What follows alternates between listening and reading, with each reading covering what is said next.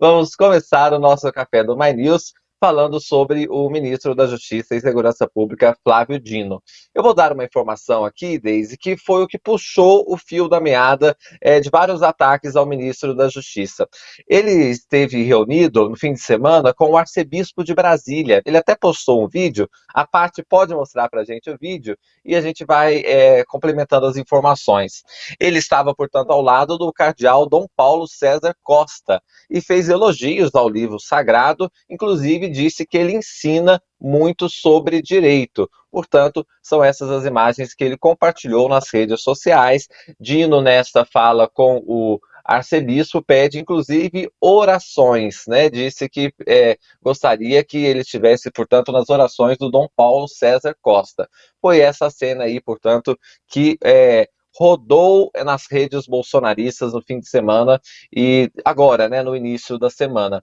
Inclusive, o ministro ele escreveu, junto com esse vídeo, um texto. Vamos ver esse texto, Paty? Aí a gente consegue ver exatamente o que pensa o ministro Flávio Dino. Olha, ele escreveu assim: por orientação dos meus pais, desde minha alfabetização em 1974, já li milhares de livros, escreveu, e sempre afirmei que o mais sensacional é a Bíblia, um livro de fé e de sabedoria que cito em discursos, palestras e etc.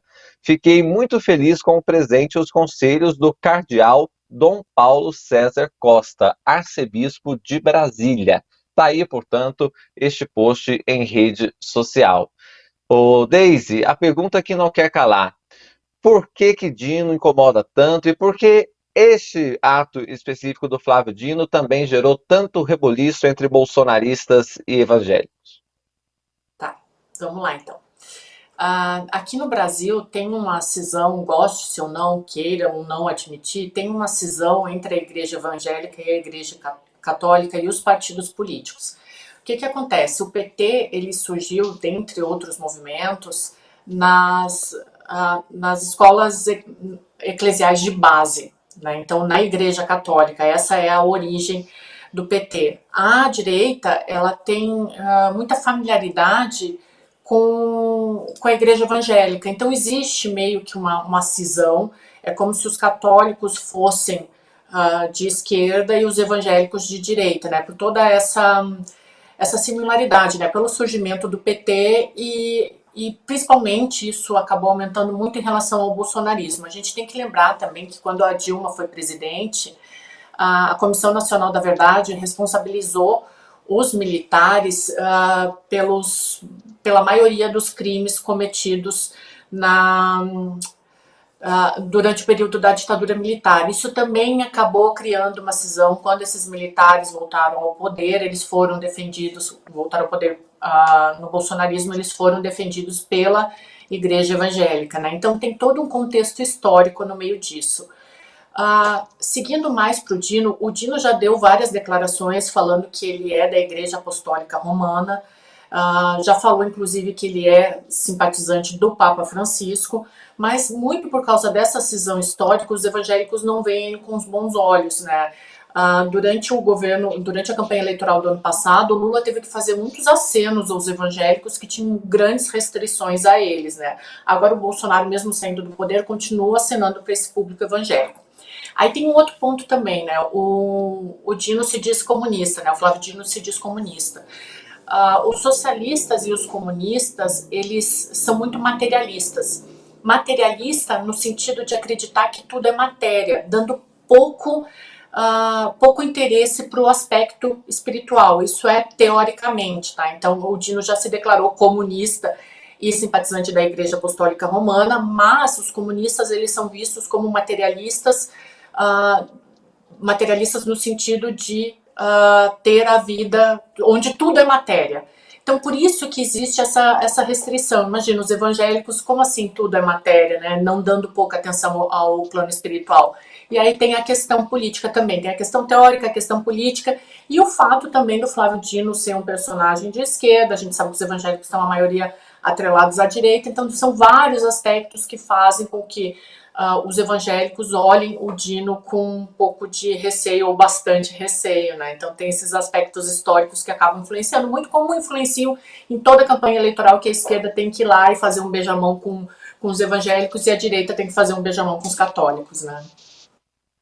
Deise, muito interessante esse ponto, porque você resgata vários assuntos interessantes que a gente enfrentou nos últimos tempos, né? Por exemplo, do Lula ter que fazer sinalização aos evangélicos. A gente teve também o André Mendonça, que foi um ministro evangélico, que foi o nome que entrou no Supremo Tribunal Federal. Olha, temos a participação aqui do Jefferson Araújo, eu acho que ele traz uma síntese interessante. Ele fala assim: Dino é profundo conhecedor da Bíblia.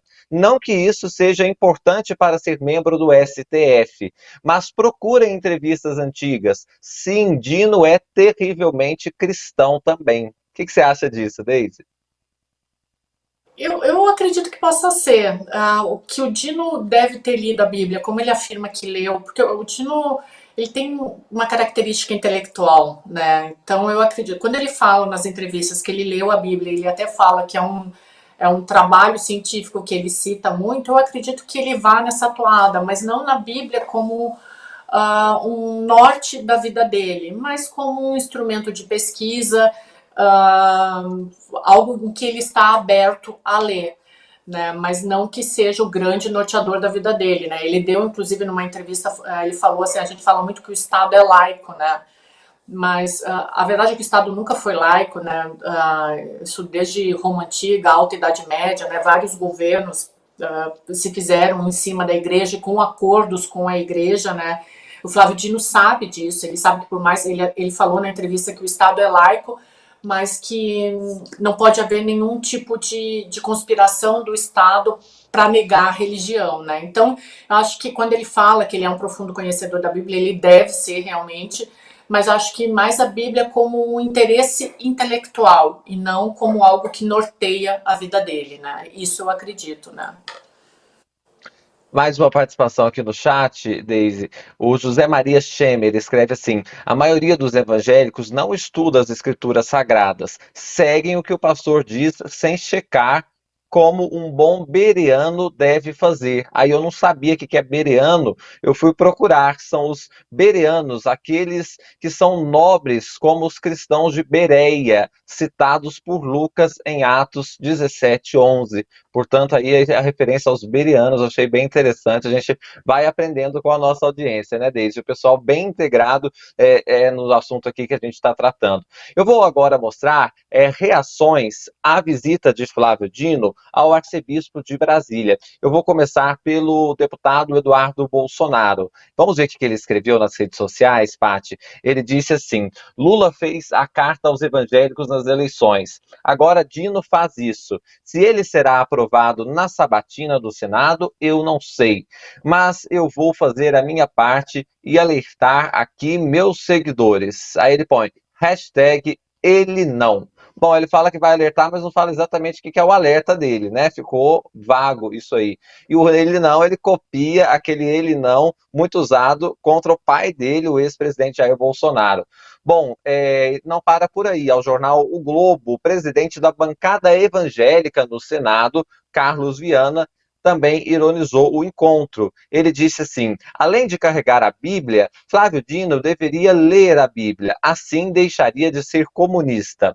Da Assembleia de Deus, o deputado Sóstenes Cavalcante também criticou essas postagens recentes do ministro. Disse assim: Dino é um embusteiro, comunista enganador. Mas eu não me engano jamais, jamais convencerá os evangélicos, é debochado e vai colher os deboches dele agora. Deise, como é que você analisa essas repercussões que a gente trouxe aqui? O Sóstenes, ele está muito na pauta de costumes, né? Porque ele, se eu não me engano, foi inclusive nessa fala, ele admitiu que o Dino tem um saber jurídico para assumir a vaga, né? Mas tem esse outro lado também, que além do Dino não ser um evangélico, né, se declarar o comunista, e aí o comunista, por tudo aquilo que a gente já falou, né, ele tem esse lado materialista, pouco espiritual, ele incomoda também porque ele bateu de frente com os bolsonaristas, né? Então, todas as vezes que ele foi em comissões, ele não aceitou as provocações dos bolsonaristas, respondeu à altura. Acho que foi o Sóstenes também que falou que ele é um provocador, muito por causa disso, né? Todo governo tem que ter alguém, ou normalmente tem alguém que vai para frente, né? Que entra para o embate. Nesse governo foi o Dino, e aí ele é indicado para o STF, né? É óbvio que vai causar uma reação. A gente já tinha falado, inclusive na semana passada aqui no Café do My News, que provavelmente viria do Eduardo Bolsonaro as reações mais duras em relação ao Dino, né? Eu acredito que isso possa acontecer. Mas essa rejeição, ela já era esperada, né? De todos os ministros desse governo, do atual governo, o Dino foi aquele que teve mais embates com bolsonaristas. Aí alia-se a questão histórica, a questão teórica, né? É praticamente uma bomba que estão implantando dentro do STF para os bolsonaristas, né? Então a reação ela é esperada, não tem jeito, né? Exatamente, Deise. Bom, e não foram só eles, viu? A ex-primeira-dama, Michele Bolsonaro, ela também usou aquele evento que ela tem feito pelo país, né, PL Mulher, para atacar o ministro Flávio Dino. A Michele Bolsonaro disse o que nós vamos ver agora. O que é isso, gente? Lobo em pele de cordeiro. É isso que nós estamos vivendo. E Deus nos levantou para esse momento, para falar: acorda, povo, acorda, Brasil. Nós precisamos nos posicionar. A igreja precisa se posicionar. O povo de bem precisa se posicionar. Aí ontem, me posta uma foto com a palavra de Deus. Posta uma foto com a Bíblia. Se ele é comunista, ele é contra os valores e princípios cristãos, porque o comunismo foi o que mais perseguiu os cristãos. Meu povo, o que está acontecendo com vocês? Não existe comunista cristão, é de contramão com a palavra de Deus, sim. A gente não pode aceitar esse tipo de gente estando no poder. Você já imaginou se esse homem consegue chegar no STF? O que ele não vai fazer com a gente? Deus está no controle de todas as coisas. Vocês precisam interceder por essa nação. Michele Bolsonaro, né, Deise, esse discurso fazendo essa referência clara aí à religião. Na verdade, ela tem feito destes discursos um palanque também de religião, misturando religião com política, coisa que ela faz há muito tempo. O que a gente sabe é que não existe uma proximidade muito grande entre ela e Eduardo Bolsonaro, por exemplo, mas nesse caso os dois estão bem integrados, né, Deise? É uma ofensiva contra o ministro Flávio Dino. Mas, trazendo especificamente a fala dela, eu queria te ouvir, porque tem algumas declarações ali fortes dela e com essa coisa do cunho religioso muito marcado, né? A Michele Bolsonaro, assim, inclusive algumas pessoas já cogitaram o nome dela para 2026, eu sempre ressalto isso.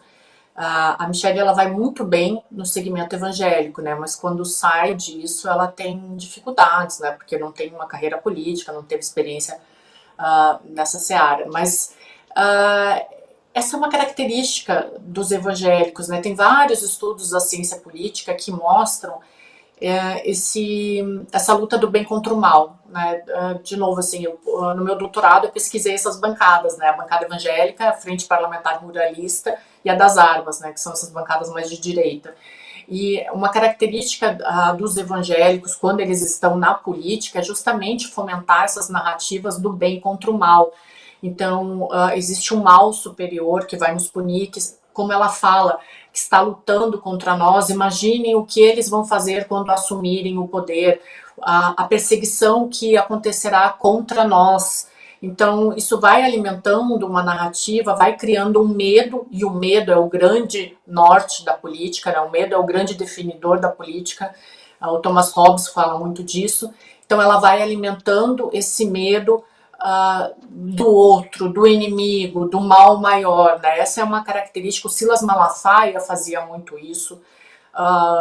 O próprio, aquele senador que faleceu de Covid, o Major Olímpio, trabalhava também com essa relação do medo, né? Mas essa é uma característica muito forte da bancada evangélica, e ela usa muito isso. E tu viu que ela falou ali no discurso dela sobre os comunistas, mas eles não pregam Deus, eles não seguem Deus, né? Justamente pelo fato dos comunistas terem essa característica do materialismo. Mas o Dino, só para fazer um parênteses aqui, o Dino, inclusive, ele já já se declarou contra o aborto, né, que é uma pauta muito cara dos evangélicos, né?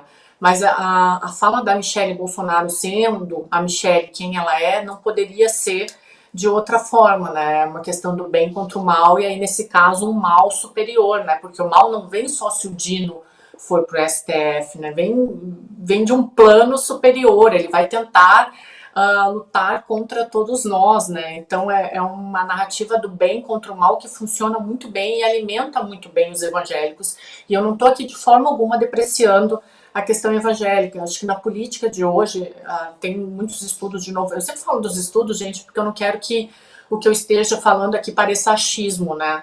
Eu sempre tento me basear em tudo que eu estudei. Assim, tem a Maria Helena Weber, que é uma cientista maravilhosa, ela fala justamente isso, a política como paixão, né? E a gente acabou deixando de lado questões partidárias e trouxe muito para essa questão de emoção. Então, toda a política e todos os cenários acabam trabalhando com isso, né? Tanto a direita quanto a esquerda, e, é claro, esses segmentos que estão mais envolvidos na política, seja a bancada das armas, a bancada ruralista e a própria bancada dos evangélicos, que tem a questão da religião, da moral, do plano espiritual muito mais em si, né? Então ela acaba criando, ela acaba fomentando esse medo. A gente já viu isso utilizado em campanhas políticas aqui no Brasil o tempo inteiro. O medo do comunismo, o caçador de marajás, então eu vou caçar essa elite que permanece no poder, né? Então todo ano tem um medo de alguma coisa. A própria Dilma Rousseff, quando falou do aborto na campanha de 2006, né? O medo de que a Dilma assumisse o poder. Então sempre tem a questão do medo, ele sempre volta, né? Às vezes a gente percebe isso de uma forma mais forte, às vezes de uma forma mais sutil. Nesse caso foi bem forte, né? E, de novo, essa luta do bem contra o mal. Às vezes a gente percebe isso do nós contra eles. Nesse caso é o bem contra o mal. Olha o que o mal vai fazer se chegar no STF, né? E eu acho que a gente tem sempre que colocar, né, Deise, que esse discurso de bem contra o mal já gerou uma série de atrocidades na história da humanidade, né? Porque aí o mal, ele pode ser eliminado, o mal, ele tem que ser, usar qualquer método para que ele não chegue a lugar nenhum. Esse discurso de demonizar pessoas, demonizar instituições, provocou já historicamente muitas atrocidades. É isso que eles fazem também com o ministro Flávio Dino, como se ele fosse a encarnação do mal, alguma coisa nesse sentido, sempre muito ruim, porque quando vai no cerne da questão, do conhecimento jurídico dele, da reputação ilibada, de uma trajetória muito grande no serviço público, né, de forma geral, isso eles não têm muito o que falar, tanto é que nem entram nisso. Eles vão nesta parte que não tem como se comprovar, fica no ar, né? Mexe com a emoção, né, Afonso? Que é aquela narrativa subjetiva, né? Não é uma narrativa linear. A gente falou de novo sobre isso na semana passada. Quer questionar a indicação do Dino?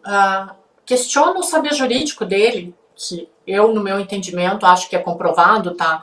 Mas questiona o fato do Lula ter dito que ia colocar uma mulher negra no STF, que ele ia dar valor às minorias.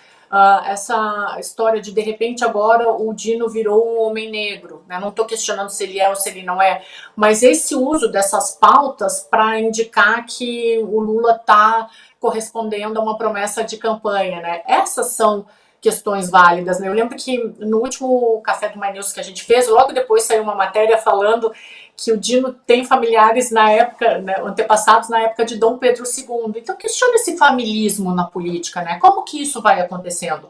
Essas são pautas válidas. Agora, como a gente falou, é serial mesmo que tu vai questionar se o cara tá gordo, se o cara é a encarnação do mal? É que nós somos uma sociedade muito conservadora. Goste-se ou não, o Brasil é um país conservador, todas as pesquisas indicam isso. Pautas como aborto, legalização da maconha, são pautas ainda muito delicadas para serem tratadas aqui.